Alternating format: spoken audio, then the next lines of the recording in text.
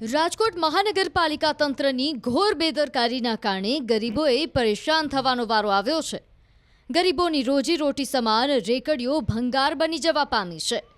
મહત્વનું છે કે મહાનગરપાલિકાના દબાણ શાખા દ્વારા જાહેર રસ્તામાં રહેલી લારીઓ જપ્ત કરવામાં આવે છે। આ લારીઓ મહાનગરપાલિકાના ગોડાઉનમાં મોટા પ્રમાણમાં રાખવામાં આવી છે। યોગ્ય નિકાલ ન કરવામાં આવતા મોટા ભાગની રેકડીઓ સડી રહી છે। ત્યારે હવે જોવું જ રહ્યું કે સમગ્ર મામલે ક્યારે યોગ્ય ઉકેલ આવે છે।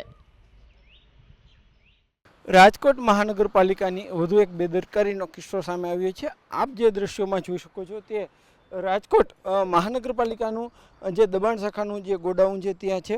અહીં આપ દ્રશ્યોમાં પણ જોઈ શકો છો કે મોટી સંખ્યામાં જે લારીઓ છે તે એકદમ સડેલી છે। આ જે લારીઓ છે તે કહી શકાય કે ગરીબોની એક રોજીરોટી હોય છે, એમનો યોગ્ય સમયે જે છે નિકાલ થવો જરૂરી હોય છે, પરંતુ ક્યાંક ને ક્યાંક આ નિકાલના અભાવે આ જે લારીઓ છે તે એકદમ સડેલી હાલતમાં જોવા મળી રહી છે। અનેક ગરીબોની જે રોજીરોટી છે તે પણ અત્યારે અહીંયા જે છે તે ભંગાર બની ગઈ છે। જો યોગ્ય સમયે એમનો નિકાલ કરવામાં આવ્યો હોત તો ચોક્કસથી આ જે લારીઓ છે તે સડેલી હાલતમાં જોવા ન મળત।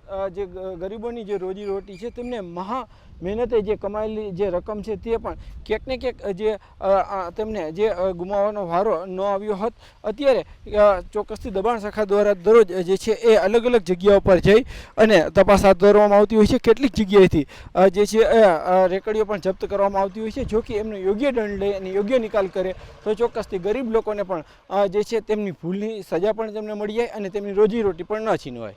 રાજકોટ મહાનગરપાલિકાના દબાણ શાખા દ્વારા ઘણા વર્ષોથી નાના ગરીબ અને પછાત વર્ગના લોકો કે જે પોતાની રોજીરોટી રળવા માટે લારી ગલ્લા બનાવીને ઊભા રહેતા હોય, કોર્પોરેશને એને મંજૂરી આપવી જોઈએ। મંજૂરી નહીં આપવાની જગ્યાએ એ પોતે ઉપાડી લઈ અને અહીંયા ફિટ કરી દીધા છે। આપ જો હજારો રેકડીઓ, વજનના કાંટાઓ, હજારો ખુરશીઓ, આ બધું તૂટી ગયું છે, સડી ગયું છે, પણ કોઈને પરત પાછી હકીકતમાં આપતા નથી।